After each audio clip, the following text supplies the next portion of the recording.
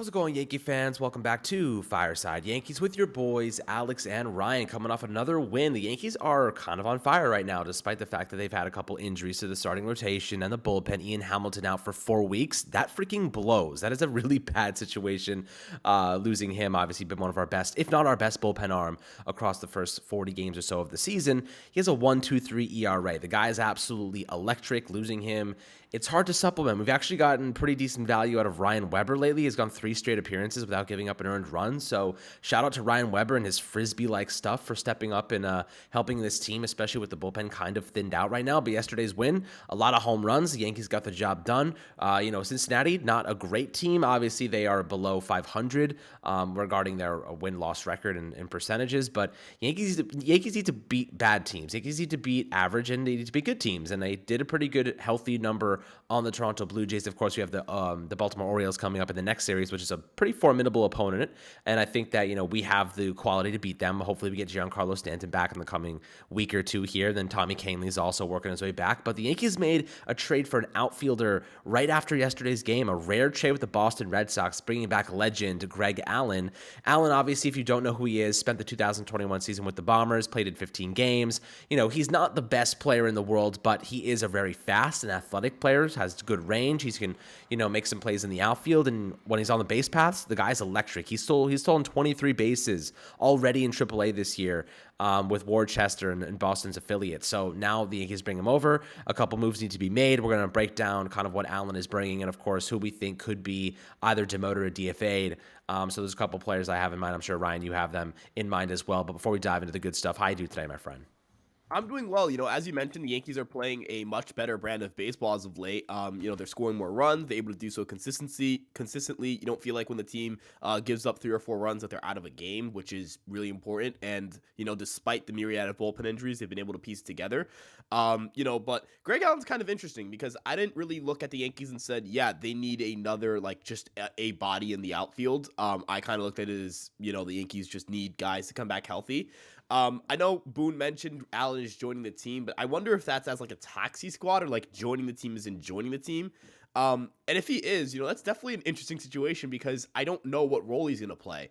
I don't know if the Yankees, I know Aaron Hicks has been bad lately over the course of the season, but he's been good lately. So I wonder, were the Yankees planning to try to bring in an outfield, for the last couple weeks, and then this Hicks hot streak just kind of happened, and they did the move in spite of that, or I wonder if IKF maybe might be hurt, right? We didn't see him yesterday, and they used a lot of their bench yesterday. So I wonder if that's maybe a situation where the Yankees might be ILing IKF. I don't know. But it's going to be interesting for sure. I know Greg Allen had that really nice stretch with the Yankees, when the Yankees had a bunch of guys get COVID in 2021. He was pretty fun. He had a triple against the Phillies. And overall, just I'm pretty sure he ended up with some pretty good numbers with the major league team. But hey, he's a fast guy who's got, pretty good defense. And quite frankly, if you're the Yankees, if you get any value, and I say any value as in just literally anything out of him, you'll take it, right? As you mentioned, Giancarlo Stanton is on the way back, so you don't anticipate that you're going to have Greg Allen or Willie Calhoun or any of those guys, getting everyday reps or anything of the sort anytime soon. It's not like they've been getting everyday reps lately. But this is certainly an interesting acquisition. Again, if you would have told me the Yankees traded for a depth reliever, some guy who's a journeyman reliever and then added him to the bullpen, I would have been okay, that makes sense. But outfield is certainly a weird spot to kind of go depth outfielder at. So I'm a little bit curious to hear what do you think Greg Allen, what do you think his role is going to be on this team? Because I'm not really sure what it is right now. When they made the trade, I kind of wondered to myself, what do they need him for, right? What is he really going to offer this team? He's not a great offensive piece. He never has been. He's played in a career 200 and something games, I think 282 games. He's hitting 232 with basically a 30% on base rate, 72 cumulative WRC plus, and he's not a slugger, right? So he can offer you some outfield depth, some athleticism. He can be a pinch runner. He can do some damage in that regard, but he's not an offensive weapon, right? He strikes out at a 23% clip, which is, not terrible. But this year, or rather last year, over 46 games with the Pittsburgh Pirates, he struck out at 31.3%. So you're looking at Greg Allen, you're wondering to yourself, who is he better on in this team and why would he take their spot, right? So I think you look at him and say, okay, we gave up Diego Hernandez. Most people, including myself, don't even know who he is. I didn't even know who he was before yesterday. So, it's not like we gave up a whole ton for Greg Allen, someone that we're familiar with. He's 30 years old. So obviously towards the latter end of his, kind of athletic career, the top end of it. But, if the Yankees are trying to get maximum value out of Greg Allen, and here's something that kind of we discussed like maybe a week ago, in the sense that the Yankees don't seem to be willing to invest big capital at the left field position. So I think they're going to kind of go with the position battle and ride the hot hand at that spot. And then if they're going to make a big trade, leverage Oswald Peraza, it seems like it might be for a starting pitcher. And I feel as though that's kind of what Cashman's looking at right now and saying, like, the left field market, the outfield market in general is pretty thin. We talked about Cody Bellinger a couple weeks ago, and he's obviously been doing pretty well for the Cubs this year, but it's going to cost you a pretty penny because there's not many tradable options, and that's assuming that another team is actually willing to trade an outfielder to begin with. They may have playoff aspirations, and it's too soon to make any kind of premature trades at this point in time. But Greg Allen's a cheap guy. You bring him in, you see what he's got left in the tank, and at the very least, he's going to offer you quality defense, and he's going to offer you a really good base runner. And I think the Yankees have been a lot more aggressive in that regard. He's still, like I said, 23 stolen bases this year in AAA. He ranks second among AAA batters.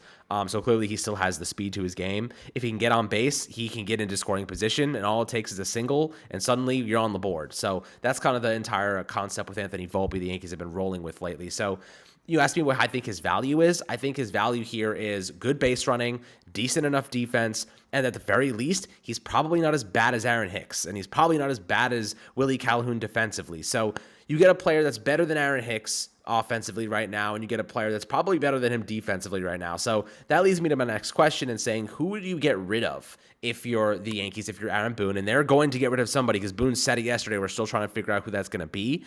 So there's three guys I have in mind. Willie Calhoun makes the most sense. I mean, Stanton, when he comes back, Willie Calhoun's gone no matter what because he's been the DH. So in my opinion, Willie Calhoun's days are numbered with the Yankees. But who's that other guy? Who's the second guy? Could be Jake Bauers, but Bauers has been performing pretty well lately. Like, I see no reason. He has 101 WRC plus. I see no reason to demote Jake Bauers right now, especially if the Yankees aren't going to take more of like a financial approach to this. The obvious one is Aaron Hicks, but the Yankees obviously have not been very keen on getting rid of that salary and just eating that money. The reality is that Aaron Hicks had a pretty good game a couple days ago, 3 hits. That was his best game of the season so far. But what is he really offering you at this point in time? Like, is Aaron Hicks actually going to be a good player for you moving forward? Probably not. So Ryan, I'll ask you, if you had to pick 2 players to replace Stanton or Stanton's going to replace them, and then, of course, Greg Allen enters the fold here. Who are the 2 players that you're sending down? Because right now, like, I don't want to send down Bauers. Calhoun makes the most sense, and like Hicks obviously like stands out to me as an easy choice. Yeah, so if you were to like rank the worst players on the team in terms of like ceiling and floor, right? I think that you obviously like Hicks is one of them, IKF is one of them, Calhoun is one of them. Bauers is interesting because like, again, the offensive numbers have been like just meh, right? But meh is kind of better what you get than what you've gotten from everyone else I just mentioned before him. And on top of that, he's hitting the ball really hard. So, I think if you're the Yankees, you look at, 250 BABIP with a 396 xWOBA and you say, all right, he's hitting the ball hard. The process at the plate isn't the issue. It's just not dropping for him right now. And, you just kind of hope that it does eventually.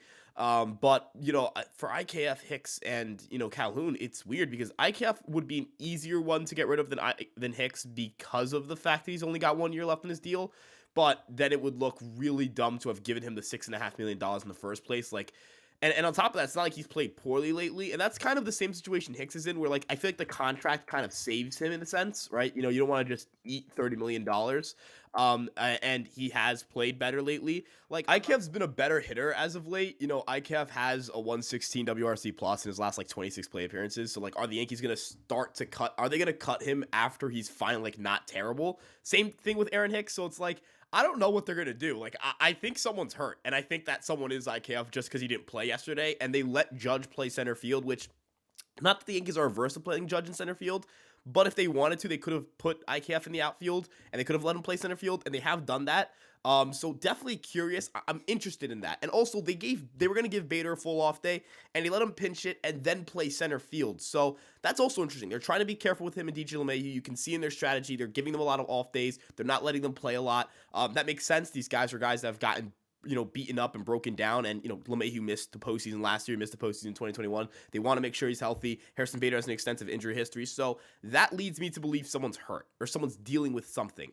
It would be really weird. Like, I think you could agree with me here. It'd be weird if the Yankees let Aaron Hicks stay on the roster when he had WRC plus in the negatives and then said, all right, you're finally like not terrible. We're cutting you. Or for IKF doing the same thing, especially for a guy, as you mentioned, in Greg Allen. It's not like he's torn it up. It's not like the Yankees traded for like even a project guy. Like Jake Bauers changed something and then got better in AAA. Greg Allen is just Greg Allen. He's just really fast and really good at defense. Like, is there? I don't know if there's anything tangible for the Yankees to say we really like this in Greg Allen and we're willing to eat money to make sure he's here. So definitely, I think someone's hurt. Maybe you disagree with me. I mean, it could be. It definitely could be. But I think at the end of the day, the point that you make there makes the most sense in that what is Greg Allen bringing that makes him deserve a roster spot? You know what I mean? Like, why, like you said, IKF is looking a lot better. Aaron Hicks finally, like, showing signs of life. And now they trade for Greg Allen as if he's like the saving grace of this outfield. The outfield's been fine lately. Like Aaron Judge is having MVP caliber month. Like since coming back from the injury, the guy has been absolutely freaking electric. Like there's no other way to describe how amazing he's been. He's carried this offense at times. Harrison Bader, the guy makes a diving catch every freaking night, every day. I see the guy diving, doing something crazy in the outfield, and he's saving our asses one way or another. He's having a stout defensive year ever since the injury. So, you look at left field, and Jake Bauers has been fine. He's getting on base at 325 OBP, and, he's hitting, 212. It's not ideal, but it's better than Hicks. It's better than IKF. And you kind of just play the hot hand in left field. Like, what is Greg Allen bringing to this team that's like, outstanding and us thinking, oh, he deserves a roster spot. You know what I mean? I don't really know. I really don't know. If I had to guess, he's going to take Willie Calhoun's job. Like that's the only way I can justify it because Willie Calhoun, I think that he might be injured. I think that if I had to guess someone's injured, it was probably him. I don't think anyone else is dealing with anything that crazy. Calhoun, he's kind of quieted down a little bit. Maybe, he's only DHing. They can't trust him in the outfield defensively. Maybe they bring in Greg Allen just to supplement that. If I had to guess, maybe Jake Bauers ends up playing DHing more. Maybe there's a role for him there, and then Greg Allen plays in left field or IKF and Hicks. Who knows? Maybe they want to start giving guys days off. Maybe they're like worried about DJ LeMahieu and giving him some time off, and they want IKF to play third base, and that way they can put Greg Allen in left field a little bit more frequently or just utilize him as a reserve.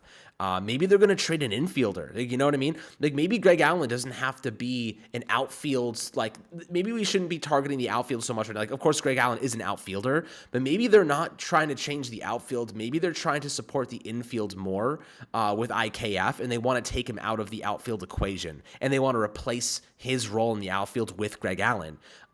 With that being said, maybe they're going to trade Peraza. Maybe they're going to trade Gleyber Torres. Maybe they want to give some of those guys more rest. Rizzo needs a ton of rest, right? Rizzo hasn't really taken much time off. That back issue concerns me. Maybe they want DJ LeMahieu or Oswaldo Cabrera playing a little bit more first base. And that way they can give some more guys, and that way IKF can play third base and Greg Allen can take over that supplementary role. Maybe we shouldn't be talking about this as if Greg Allen's walking into a starting job in left field right now. Maybe we need to be thinking about this as more of a utility situation and how the Yankees are trying to supplement other spots and rest more guys. What are your thoughts about that? Yeah, no, definitely like an interesting situation as well. And I don't know if you caught this, but the Yankees actually officially like brought back Peraza from the rehab assignment and assigned him to AAA. They're in a weird spot. You're right. There's a lot of guys in this roster. I kind of hinted at this with Bader and LeMahieu, where it's like, they got to be a little bit careful with some of these guys. And that's just a product of having, if you roster Anthony Rizzo, if you roster DJ LeMahieu, if you roster, guys like that, they're older in age, right? This isn't to say the Yankees shouldn't have brought back Anthony Rizzo. Like he's really good at baseball. I will deal with the back issues to have his left-handed bat in the lineup.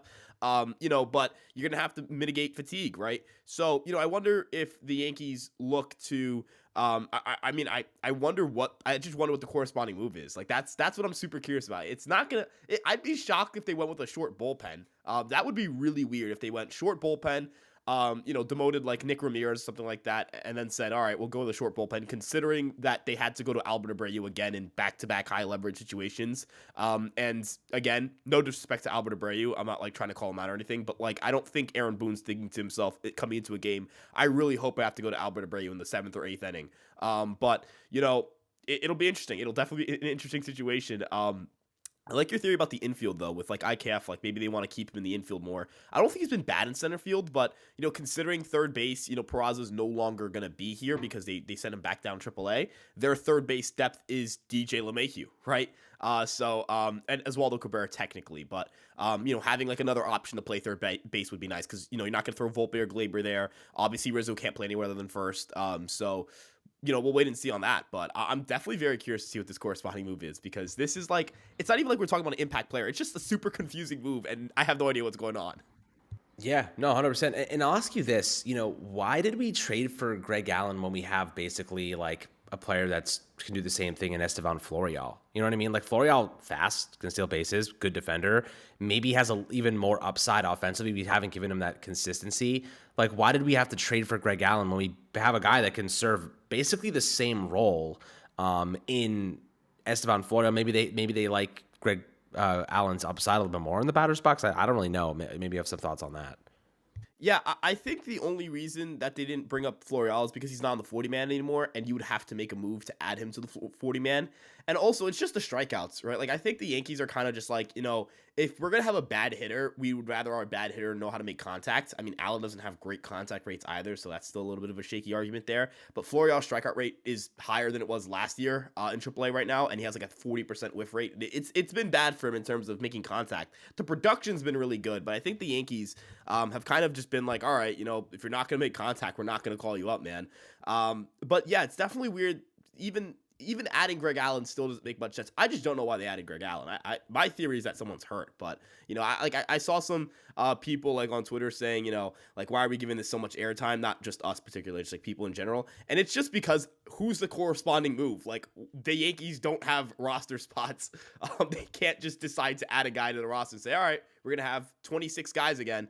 Because again, one of those spots is taken by Herman, and when you're suspended, you can't open up another roster spot. So, definitely like a weird situation. I think you can agree with me here. It's just like, why did this happen? Who's the corresponding move? Who's hurt? And if someone gets cut, like, it would be huge news if it came out today that IKF or Aaron Hicks weren't on the team anymore. Like, that'd be massive news. And it would be weird timing. Again, like, the Yankees aren't even playing terribly, so it would be weird to, like, do, like, a roster shakeup. And especially since IKF's pretty well liked in the locker room, it'd be weird to do, like, some sort of roster shakeup where you're like, all right, you know what? Yeah, we've won 9 of our last 12, but IKF, get the hell out of here. I know you're hitting better lately, but get the hell out. Like, that'd be kind of weird, right? So I think someone's hurt, and I'm just kind of curious to see who's hurt. Yeah, I guess we're going to find out today. We'll get you guys more information on that on the Empire Sports Media website and, of course, on our social media channels on Fireside Yankees on Twitter and Instagram, always, and Facebook. You can find up-to-date information and any basically news you can possibly imagine on this team. So we got you guys covered on all fronts there. Hope you guys enjoyed this episode. Make sure to like and subscribe as always, and we'll catch you guys on the next one.